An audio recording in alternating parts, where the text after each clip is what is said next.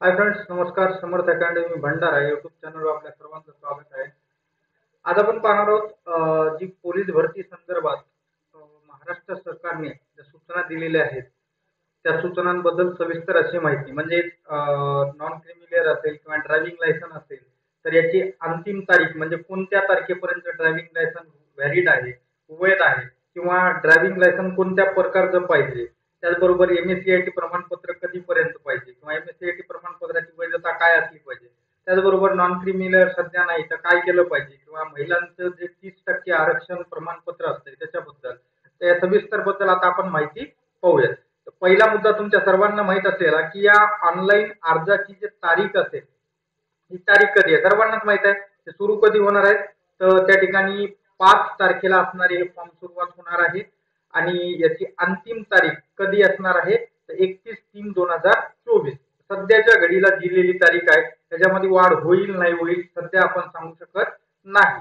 त्याच्यानंतर दुसरा आणि महत्वाचा मुद्दा तो म्हणजे परीक्षा शुल्क किती असेल. तर खुला प्रवर्ग मग तुम्ही कोणत्याही त्या ठिकाणी अर्ज भरा त्याच्यासाठी तुम्हाला 450 रुपये भरावे लागतील.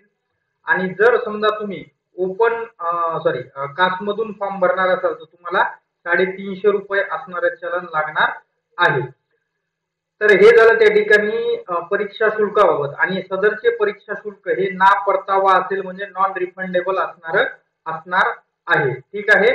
त्याचबरोबर पुढचा मुद्दा ते म्हणजे महत्वाचं आहे की सर्व आवश्यक ती प्रमाणपत्रे व कागदपत्रे आवेदन अर्ज भरण्याच्या अंतिम दिनांकापर्यंत, बघा इथं महत्वाचा मुद्दा आहे, कधीपर्यंत, अंतिम दिनांकापर्यंत. म्हणजे ज्या लोकांकडे आजच्या घडीला नॉन क्रिमिलियर नाही किंवा ड्रायव्हिंग लायसन नाहीये, मग या लोकांना जर समजा आता त्यांचं लर्निंग लायसन बनलेलं आहे किंवा ज्यांनी आता ड्रायव्हिंग टेस्ट दिलेली आहे अशा लोकांचं लायसन जर 31/3/2024च्या अगोदर जर बनलं तर त्या लोकांना ड्रायव्हरचा फॉर्म भरता येतो. किंवा ज्या लोकांचं नॉन क्रिमिलियर नाही तर ते आता पण काढू शकतात. किंवा ज्यांच्याकडे ईडब्ल्यूएस प्रमाणपत्र नाही तर ते आता पण काढू शकतात, कारण हे सर्व डॉक्युमेंट 15 दिवसाच्या आत निघतात. त्याच्यामुळे ज्यांच्याकडे जर तुमच्याकडे ईडब्ल्यूएस मधून फॉर्म भरायचा असेल तर ईडब्ल्यूएस सर्टिफिकेट नसेल तर ते काढा, किंवा नॉन क्रिमिलियर प्रमाणपत्र नसेल तर ते तुम्ही आता काढून घेऊ शकता. किंवा ज्यांच्याकडे ड्रायव्हिंग लायसन नाही पण ज्यांनी लर्निंग लायसन बनवलेलं आहे तर त्यांचं पण आता त्या ठिकाणी जे परमनंट ड्रायव्हिंग लायसन आहे ते बनवू शकतात. मग याच्यासाठी कोणकोणते डॉक्युमेंट लागतात ते सांगितलेलं आहे. HSC/HSC उत्तीर्ण प्रमाणपत्र, जन्म दाखला. इथं तुम्ही जन्म दाखला जर समजा काही लोकांकडे नसेल तर त्या ठिकाणी तुम्ही SSC ची जे डिप्लोमा ज्याला आपण सनद म्हणतो ते पण तुम्ही जन्म दाखला म्हणजे जन्म तारखेचा पुरावा म्हणून वापरण्यात येतो. पुढचा आहे रहिवासी प्रमाणपत्र, जे त्या ठिकाणी ज्याला आपण डोमिशियल सर्टिफिकेट म्हणतो ते. त्याच्यानंतर आहे जातीचे प्रमाणपत्र ज्याला आपण कास्ट सर्टिफिकेट म्हणतो. जात वैधता प्रमाणपत्र हे त्या ठिकाणी असेल तर ठीक, नसेल तरी चालतं, हे कंपल्सरी नाही. संगणक परीक्षा उत्तीर्ण प्रमाणपत्र एमएससीआयटी असेल किंवा इतर समतुल्य म्हणजे CCC असेल या पद्धतीचे असणारे संगणक परीक्षा उत्तीर्ण प्रमाणपत्र हे पण कंपल्सरी नाहीये. त्याच्यानंतर खेळाडू प्रमाणपत्र जे त्या ठिकाणी पडताळणी केलेलं असलं पाहिजे. त्याच्यानंतर सर्वात महत्वाचा मुद्दा ओबीसी, त्याचबरोबर VJA, NTB, NTC, NTD या सर्वांसाठी नॉन क्रिमिलियर प्रमाणपत्र यांना त्या ठिकाणी असणं गरजेचं आहे. आणि नॉन क्रिमिलियर प्रमाणपत्र हे 31/3/2024च्या आतमधलं असलं पाहिजे, हे गोष्ट महत्वाची आहे. 31/3/2024च्या नंतर जे निघेल ते पुढच्या वर्षासाठीच असेल, हे लक्षात ठेवा.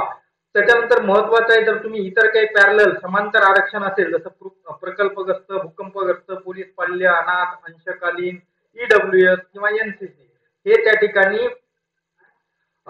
शासन निर्णयानुसार परिपत्रकानुसार अंतिम निवड झाल्यानंतरच तपासण्यात येतील. जरी असं असेल तरी तुम्हाला डॉक्युमेंट 31/3/2024च्या अगोदरचे पाहिजेत, ही गोष्ट तुम्ही लक्षात ठेवा. पुढचा मुद्दा आहे बघा वयोमर्यादा, ज्याच्यासाठी महत्वाचा घटक आहे. वयोमर्यादेमध्ये इथं कोणतीही सूट सरकारने दिलेली नाही, ही गोष्ट तुम्ही लक्षात ठेवा. वयोमर्यादेमध्ये कोणतीही सूट दिलेली नाही. कमीत कमी वय 18, जास्तीत जास्त 28 ओपन प्रवर्गासाठी.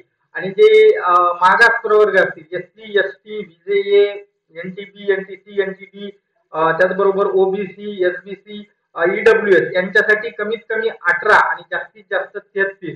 याच्यामध्ये यावेळेस कोणतीही कोरोनामुळे सूट दिली गेलेली नाही. प्रकल्पग्रस्त आणि भूकंपग्रस्त मात्र जास्तीत जास्त 45 वर्ष आहे. माजी सैनिकांसाठी वेगळा आहे. पदवीधर अंशकालीनसाठी 55 आणि अनाथांसाठी 33. त्याच्यानंतर महिलांसाठी ही तीच वयोमर्यादा आहे. ओपन साठी असेल तर 28 आणि इतर कास्ट जर असतील तर 33.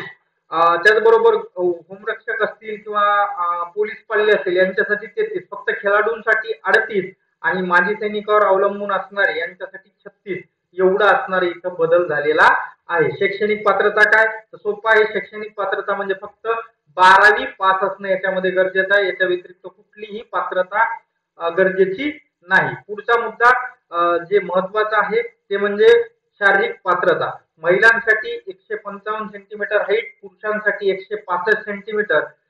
स्वतःची लिंग ओळख महिला तृतीयपंथी अशी केलेल्या व्यक्तीसाठी 155 सेंटीमीटर पेक्षा कमी हाईट नसावी आणि पुरुषांसाठी 165. चेस्ट पुरुषांसाठी 79 सेंटीमीटर न फुगवून 5 सेंटीमीटरचा फरक पाहिजे. फक्त 4 सेंटीमीटरची महिला व पुरुष उमेदवारासाठी सूट कुठे घोषित केलेली आहे तर नक्षलग्रस्त भाग जो आहे त्या भागातील रहिवाशांसाठी अनुसूचित जमातीचे उमेदवार जे असतील त्यांनाच त्या ठिकाणी 4 सेंटीमीटर त्या ठिकाणी महिला व पुरुषांसाठी सूट दिलेली आहे. पुढचा महत्वाचा मुद्दा पाहूयात. बघा इथं आता LMV लायसन बद्दल आहे, पण हे जे इथं जे दिलेला मुद्दा आहे हा त्या ठिकाणी ड्रायव्हर साठी नाही, ही गोष्ट लक्षात घ्या. हा जो दिलेला आहे म्हणजे कोणता LMV परवाना धारक लाईट मोटर व्हेकल सदर परवाना धारण न करणाऱ्या उमेदवाराने नियुक्तीनंतर त्यांचे पोलीस प्रशिक्षण पूर्ण झाल्यावर 2 वर्षाच्या आत परवाना धारण करण्यात येईल व त्या कालावधीत हा परवाना धारण न केल्यास सदर उमेदवाराची निवड रद्द ठरवून सेवा समाप्त करण्यात येईल. याबाबतचे बंधपत्र सादर केल्यास अशा उमेदवारासाठी या पदासाठी अर्ज करण्यास पात्र राहील. पण कोणासाठी? पोलीस शिपाई, ड्रायव्हर साठी, चालकासाठी त्या ठिकाणी लायसन नसताना फॉर्म भरता येत नाही. ही महत्वाची गोष्ट तुम्ही इथं लक्षात घ्या. नसेल तर तुम्हाला असं वाटेल की 2 वर्षाच्या आत त्या ठिकाणी लायसन काढता येते. अजिबात नाही. हे कोणासाठी सूट आहे? जे कॉन्स्टेबल पदासाठी, पोलीस शिपाई पदासाठी अर्ज करत आहे त्यांना 2 वर्षाच्या आत लायसन सादर करणं गरजेचं आहे. तर पुढचा मुद्दा आहे MSCIT बाबत. MSCIT सर्टिफिकेट हे पण बघा इथं दिलेलं आहे. वाचून दाखव तुम्हाला वाटलं तर मी. ते म्हणजे कसं आहे पाहू आपण. बघा महाराष्ट्र पोलीस शिपाई सेवा प्रवेश नियम 2021 मधील 2011 मधील नियम 12 अंतर्गत नव्याने नियम 13 मध्ये संगणक हाताळणीबाबतचे प्रमाणपत्र धारण करणे अंतर्भूत करण्यात आलेला आहे. त्यामुळे पोलीस शिपाई पदावर नियुक्तीसाठी आवेदन अर्ज करणाऱ्या उमेदवाराने शासनाच्या माहिती व तंत्रज्ञान संचालनालयाकडून वेळोवेळी विहित करण्यात येणारे संगणक प्रमाणपत्र हाताळणीचे प्रमाणपत्र धारण करणे आवश्यक आहे. पण जरी धारण केलेलं नसेल तरीही त्या ठिकाणी 2 वर्षाच्या आत या ठिकाणी हे प्रमाणपत्र धारण केलेलं चालू शकते. अशा पद्धतीचं हे त्या ठिकाणी आहे. ठीक आहे. पाहूयात पुढचा महत्वाचा मुद्दा. शारीरिक चाचणी कशा पद्धतीची असेल पुरुषांसाठी आणि स्त्रियांसाठी. पुरुषांसाठी कशा पद्धतीचे इथं दिलेलं आहे तेच आहे जे गेल्या वर्षी होतं. 1600 मीटर, 100 मीटर आणि गोळाफेक. 1600 मीटर 20 गुण, 100 मीटर 15 गुण आणि गोळाफेक 15 गुण. महिलांसाठी 800 मीटर 20 गुण, 100 मीटर 15 गुण, गोळाफेक 15 गुण. ठीक आहे. हे त्या ठिकाणी शारीरिक चाचणीबाबत महत्वाचं आहे. लेखी परीक्षा एका 10 प्रमाणात बोलवण्यात येईल. गेल्या वर्षी जशी 100 मार्काची पेपर झाला होता, गणित, बुद्धिमत्ता, सामान्य ज्ञान आणि मराठी या असणाऱ्या 25-25 प्रमाणात 100 गुणांचा पेपर होईल. आता इथे एक महत्वाची ओळ लक्षात ठेवा. फॉर्म भरण्याच्या अगोदर संपूर्ण राज्यभर सर्व पोलीस घटकात एका पदाकरता एकाच दिवशी लेखी परीक्षा आयोजित करण्यात येणार आहे. अर्जदारांनी आवेदन अर्ज भरतेवेळी सदरची बाब विचारात घेऊन आवेदन अर्ज पूर्ण विचारांनी भरावा. तुम्ही कितीही जिल्ह्यामध्ये एका पदासाठी अर्ज करू शकता, पण एक गोष्ट लक्षात ठेवा की शिपाई पदासाठी जर तुम्ही 4 जिल्ह्यात अर्ज केला असेल तर 4ही जिल्ह्याचा पेपर एकाच दिवशी होईल. 10 जिल्ह्यात भरला 10ही जिल्ह्याचा पेपर एकाच दिवशी होईल. तुमच्या विचारानं तुम्हाला त्या ठिकाणी फॉर्म भरायचा आहे. त्याच्यानंतर आहे ड्रायव्हर बद्दल थोडीशी माहिती. वयोमर्यादा काय आहे, इथे एक महत्वाची गोष्ट लक्षात ठेवा. 18 वर्ष पूर्ण असलं म्हणजे ड्रायव्हरचा फॉर्म भरता येत नाही. कमीत कमी वय किती पाहिजे, तर 19 वर्ष वय पूर्ण असलं पाहिजे ड्रायव्हरचा फॉर्म भरण्यासाठी, आणि जास्तीत जास्त ओपन मधून 28. तसंच कास्ट मधून पण कमीत कमी वय 19, जास्तीत जास्त वय 33 वर्ष सांगण्यात आलेलं आहे. म्हणून 18 वर्ष हे गृहीत धरू नका. ठीक आहे. म्हणून ड्रायव्हर साठी फॉर्म भरायला 19 वर्ष पूर्ण पाहिजेत म्हणजे पाहिजे. ठीक आहे. पुढचा मुद्दा शारीरिक पात्रता. इथं उंची पण वेगळी आहे. कुणासाठी, महिला उमेदवारांसाठी कॉन्स्टेबल होण्यासाठी 155 लागते, मात्र ड्रायव्हर होण्यासाठी 158 सेंटीमीटर उंची पाहिजे. ही महत्वाचं आहे. पुरुष उमेदवाराकरता सेम आहे 165 सेंटीमीटर. ठीक आहे. त्याच्यानंतर पुढचा आणि महत्वाचा मुद्दा, लायसन कोणत्या प्रकारचं लागतंय. लायसन LMV TR किंवा LMV म्हणजे LMV ट्रान्सपोर्ट किंवा LMV NT त्याला आपण म्हणतो, लाईट मोटर व्हेकल, यापैकी कोणतंही एक म्हटलेलं आहे. दोन्ही असणं गरजेचं नाही. फक्त एक असेल तरी तुम्ही त्या ठिकाणी फॉर्म भरू शकता. कधीच्या दिनांकापर्यंत, 31/3/2024च्या दिनांकापर्यंत. तर अशा पद्धतीच्या सूचना होत्या. बाकी भरपूर साऱ्या सूचना आहेत.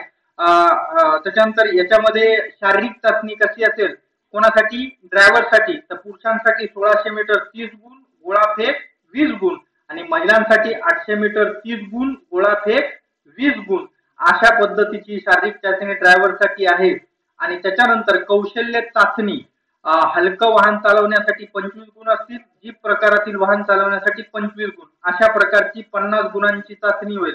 आणि त्याचबरोबर लेखी चाचणी ही 100 गुणांचीच असेल, एवढं लक्षात ठेवा. याच्यामध्ये फक्त एक विषय ऍड होईल, तो म्हणजे मोटार वाहन चालवणे, वाहतुकीबाबतचे नियम. हे एक एक्स्ट्रा विषय याच्यामध्ये ऍड होईल. बाकी सर्व त्या ठिकाणी पोलीस भरती सारखे हे 4 असतील. अंकगणित, सामान्य ज्ञान, चालू घडामोडी, बुद्धिमत्ता चाचणी, मराठी व्याकरण. याच्यात ऍड काय झालंय, तर मोटार वाहन चालवणे आणि वाहतुकीबाबतचे नियम. तर हे अशा पद्धतीचा तुम्ही सर्व असणारा पोलीस भरती, शिपाई आणि ड्रायव्हर बाबत मी तुम्हाला माहिती इथपर्यंत सांगितलेली आहे. पुढचं बॅट्समॅन बद्दलची जी माहिती आहे ते आपण नेक्स्ट व्हिडिओ मध्ये पाहूया. त्याचबरोबर त्या ठिकाणी जे आपला पोलीस भरतीचा फॉर्म कसा भरायचा याचा ऑनलाईन डेमो तुम्हाला मी नेक्स्ट व्हिडिओ मध्ये दाखवणार आहे. ठीक आहे. भेटूया नेक्स्ट व्हिडिओ मध्ये. धन्यवाद.